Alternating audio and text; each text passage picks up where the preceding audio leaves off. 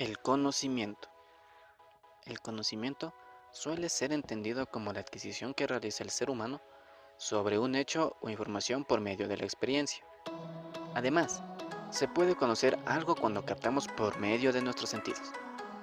A este hecho se le conoce como percepción sensorial, y el mejor ejemplo para esto se da cuando un niño está jugando con piezas de colores y de variadas formas, siendo entonces que el niño va a ser la persona que busca o que va a obtener conocimiento, y los juguetes vienen a ser considerados como el tema que va a conocer. Dicho de otra manera, va a ser el sujeto cognoscente y la realidad percibida.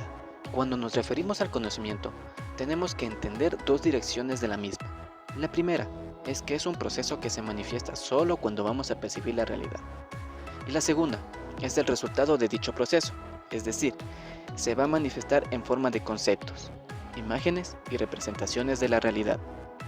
Entonces, nosotros entendemos que este proceso de conocimiento existe en una relación que se da entre el sujeto que desea conocer y que va a captar por medio de sus sentidos, y el objeto de conocimiento u objeto percibido, que básicamente es la realidad que va a ser estudiada. Cuando una persona interioriza el objeto que está estudiando, se puede concluir que dicha persona conoce. En cualquier medida conoce al objeto que estaba estudiando. Sin embargo, esto puede variar, ya que si el sujeto no tiene la actitud de conocimiento que ya fue mencionada anteriormente, esto no sucede. Es decir, no va a entender lo que está estudiando. Dicho de otra manera, la persona solamente va a captar la realidad, mas no va a percibir las características que la conforman. Ahora los tipos de conocimientos. El primer conocimiento es el conocimiento vulgar. Este se trata de un saber cotidiano, que es adquirido al escuchar a una persona. Además, se puede dar en cualquier tipo de contexto, menos en el contexto educativo. Este conocimiento se da de una manera casual y no tiene una intención particular, por lo que se debe considerar como un conocimiento no verificado y que por ende puede ser falso. También, este tipo de conocimiento se la puede considerar como un posible caso de estudio para futuras investigaciones, ya que nos puede servir como una base. El conocimiento empírico, por su lado, son aquellas habilidades del conocimiento que cada una de las personas maneja. Estas son obtenidas por la experiencia y a través de los sentidos. Por lo tanto, se concluye que este tipo de conocimiento es aquel que nos permite desenvolvernos en nuestro propio contexto, de manera normal, sin un razonamiento lógico de por medio. Además, este conocimiento tiene que ser considerado como verdadero, ya que tiene un margen de utilidad. El conocimiento científico siempre se va a generar después de una investigación en la cual se haya usado el método científico, adquiriendo entonces características que lo hacen medible, verificable, entre otras cosas. Además, puede incurrir en el proceso de error y acierto. Y cuando se hace esto, se acepta la posibilidad de que nunca se va a obtener conclusiones absolutas y definitivas. También, el conocimiento científico va a integrar a un sistema de conceptos, teorías y leyes. Va a ser sujeto a pruebas de verificación y por lo tanto va a cambiar en algún punto de su historia. El conocimiento filosófico. Este es un tipo de conocimiento que se da a partir de un pensamiento, independientemente de la manera en la que surja, por lo que no va a estar ligado a una experimentación. En algunos casos, estos conocimientos suelen estar basados en experiencias que se han visto a lo largo de la realidad, y este tipo de conocimiento se presenta a la persona cuando se proyecta a futuro, es decir, cuando se propone un plan de vida. Conocimiento lógico y matemático. Estos conocimientos están ligados a las conclusiones que se da por los razonamientos lógicos. Se pueden obtener por medio de premisas y por lo general siguen el razonamiento deductivo. Siempre están ligados a la demostración por medio de saberes matemáticos y están ligados a la abstracción, ya que no pueden ser demostrados de manera física. Conocimiento directo. Este tipo de conocimiento no necesita de otras personas para que surja, ya que, desde el primer momento, está sujeto a un proceso de experimentación, y por ende la información que se da como resultado no necesita interpretación de terceros. También, Zubiri nos menciona el conocimiento indirecto, simplemente como un camino para llegar al conocimiento directo. El conocimiento intuitivo. Este conocimiento necesita una información objetiva para que las personas puedan realizar sus propias deducciones sin pasar por un proceso de comprobación. Este proceso se lleva en el subconsciente de las personas. Siempre va a estar ligado a las experiencias y a las percepciones de la misma y se evidencia cuando sacamos conclusiones. Por ejemplo, cuando vemos a una persona con las cejas arqueadas, podemos concluir que está enojado. Conocimiento religioso. Es un saber derivado de la fe y de las creencias de las personas. Son considerados como verdaderos aunque no han pasado por un proceso de comprobación. Este conocimiento generalmente es transmitido hacia los demás de una manera generacional, sin tener que variar en su contexto. Por lo general, se ve reflejado este conocimiento en personas creyentes de cualquier fe.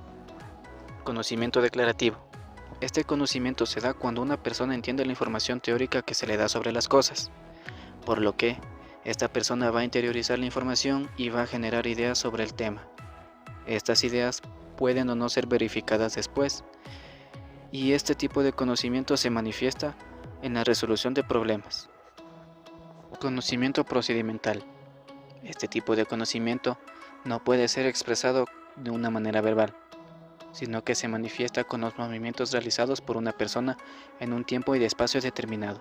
Por ejemplo, nosotros sabemos ir en bicicleta, mas no sabemos los principios a los que está regida esta conducta.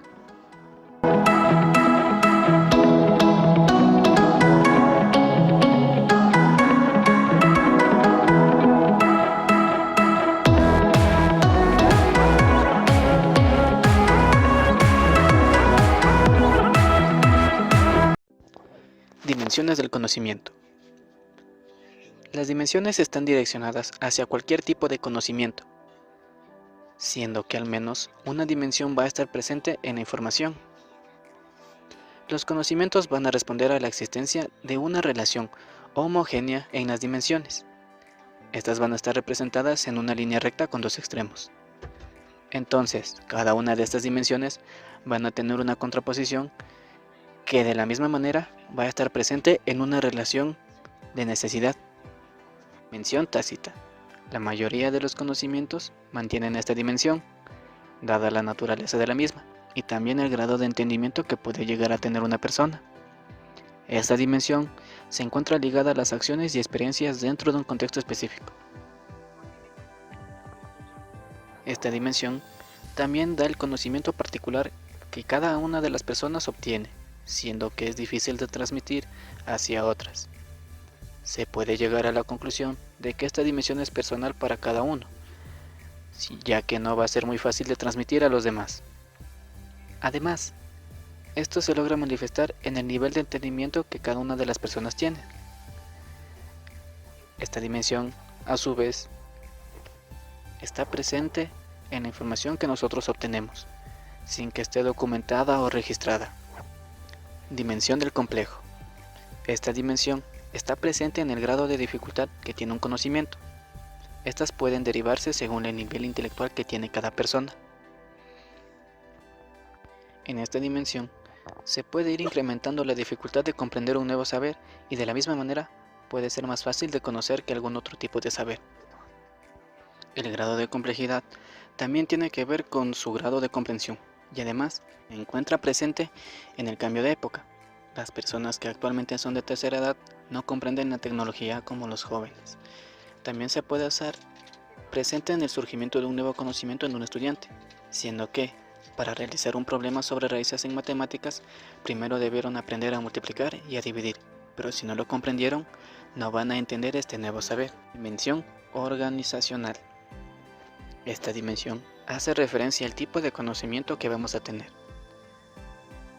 En esta dimensión se encuentran los tipos de conocimiento informal y el conocimiento individual o directo, ya que se sistematizan todos los saberes por medio de la colaboración y participación que cada uno de los integrantes que conforman un contexto logra. Además, en esta dimensión están demostrando las relaciones que tienen los participantes y que esto es lo que lo diferencia de un conocimiento individual y el organizacional. Dimensión de especificidad. Esta dimensión hace referencia a la posible aplicación de lo aprendido en un contexto en otro totalmente distinto sin que ésta pierda su valor intelectual. Esta dimensión Depende totalmente del tipo de enseñanza, ya que es muy posible que en un contexto laboral un conocimiento específico pueda servir sin que pierda su valor de efectividad. Por lo tanto, esta debe estar presente solamente en los posibles contextos en los que una persona pueda desempeñarse, ya que el grado de especificidad puede variar según las circunstancias contextuales. Dimensión de dependencia. Aquí trata sobre la relación sistemática que existen entre dos individuos que se relacionan en un mismo contexto y que van a aprender lo mismo.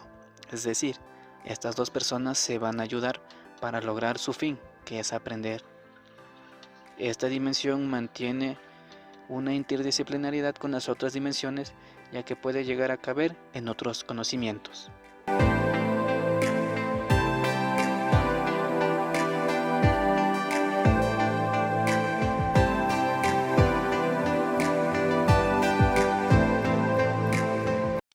El método científico. El método científico nos sirve para referirnos a la ciencia como un conjunto de pensamientos universales y necesarios, que surgen a partir de cualidades importantes.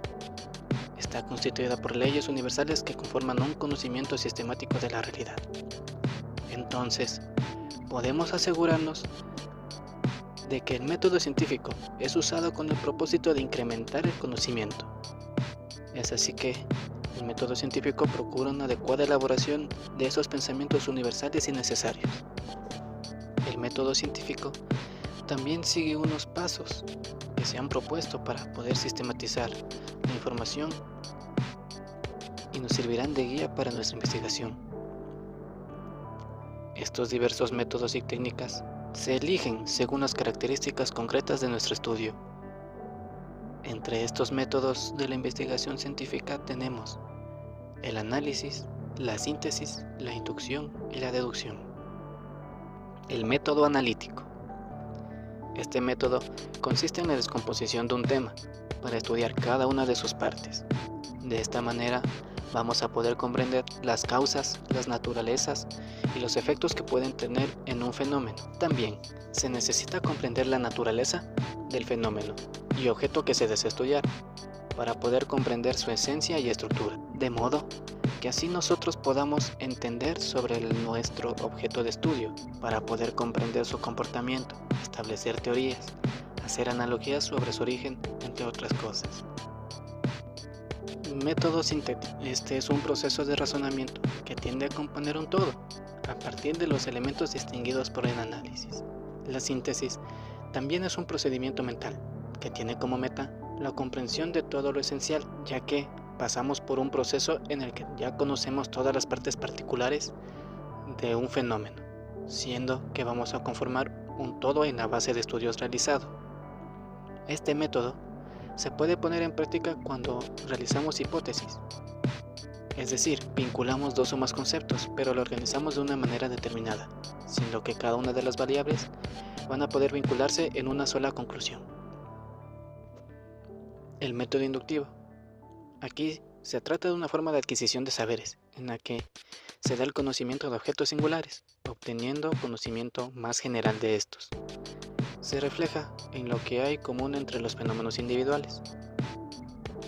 Por lo general, la base de estos métodos es la repetición de hechos y algunos problemas que se ven en la realidad, encontrando los rasgos más semejantes que hay en un grupo definido, para llegar a conclusiones de los aspectos que lo enmarcan. El método teórico o deductivo consiste en inferir soluciones o características concretas a partir de generalizaciones, principios, leyes o definiciones universales. A diferencia del método inductivo, este se asemeja con premisas que nos pueden conducir hacia un fin que está prescrito. También, las generalizaciones son puntos de partida para realizar inferencias mentales y arribar a nuestras conclusiones lógicas para casos particulares. Estos saberes generales llegan a otro de menor nivel. Entonces, se puede llegar a la conclusión de que este método sigue un proceso del pensamiento en el que se adquiere a las afirmaciones generales para poder llegar a una afirmación que pueda abarcar a todos los elementos que se han estudiado.